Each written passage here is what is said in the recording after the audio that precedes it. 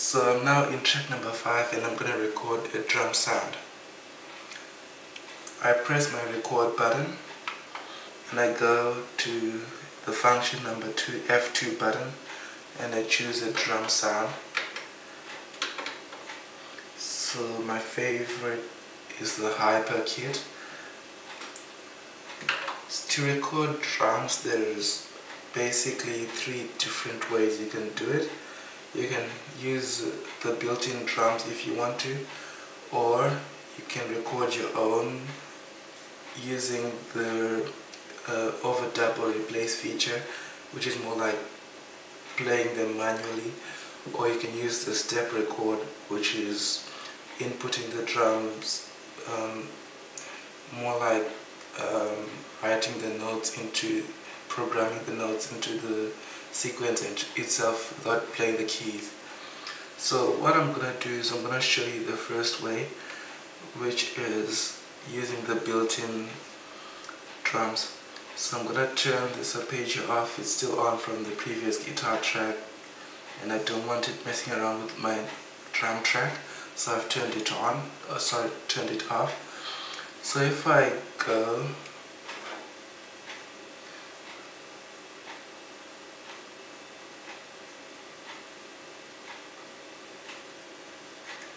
So I've now got my first 4 tracks done and I'm going to do track number 5. I'm going to put a drum sound there.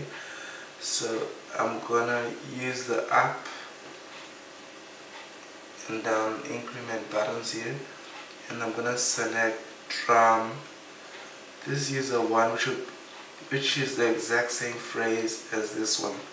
So if I leave this one there, it's going to sound like a flute, and I don't want that. I want a drum, so I'm going to press up again and go to drum number 1. So I'm just going to play it just to hear how it sounds, and then if I don't like it, I'm going to scroll through the different drums sounds until I found one which I like.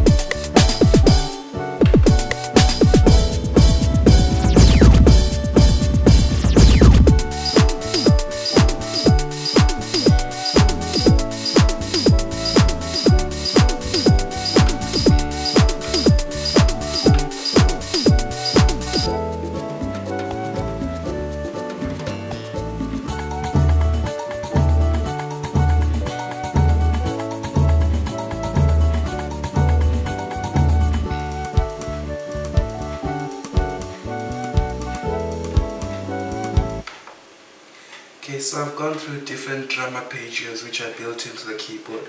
So you can find whichever one you like and just keep that as your drum sound. Now I'm going to show you the second method to have drums in your recording. This time I'm going to play the drums manually and you're going to watch me do it.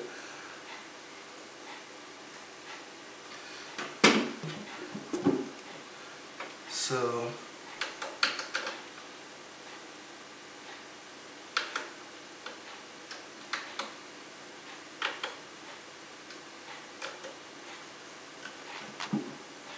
I'm going to choose the voice that I want, which is, I'm just going to turn off my record arpeggio off and choose the voice I want, which is the hyper kit.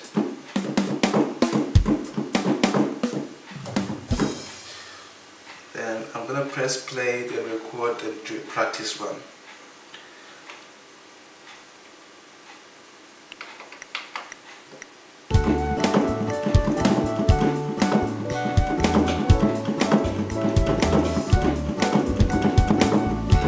I don't like it, so I can change the drum and play a different type of beat.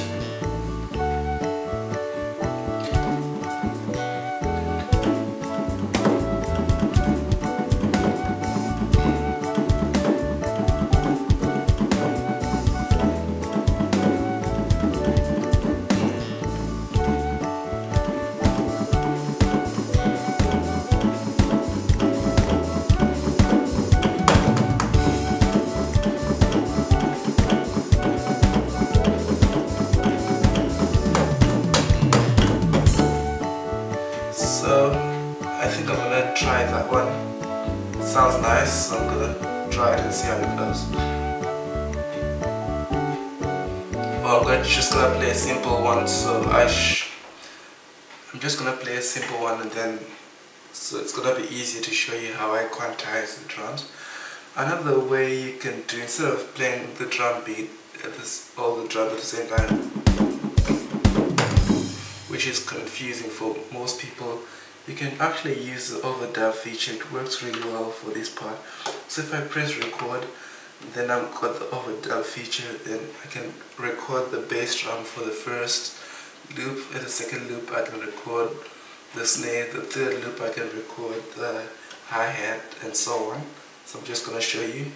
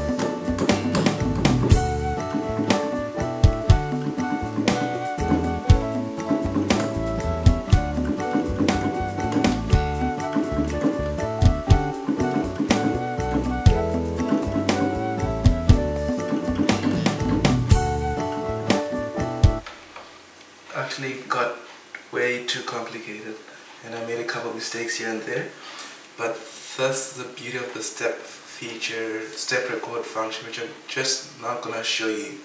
So if I press record again, and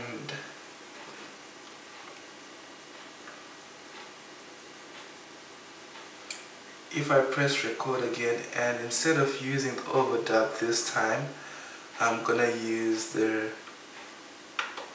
step record feature. And what the step record feature does is you press play and it doesn't play anything. Instead, it gives you these slots which show you where you can put in different notes. So by using these two buttons, you can scroll along and it will play you what each note is. And if you notice, some of the notes are not in the beat, they're out of.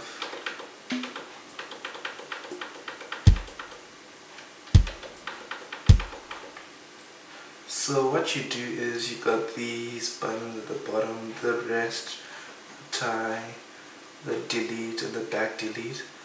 The way they work is, let's say I've got this sound, this one is not supposed to be here, it's supposed to be here, but that's where the beat starts at. If I press the back delete, which is function F6, so I press, it deletes the sound, then I can navigate to where I want to program it into, over here. Then on the keyboard I press the sound that I want.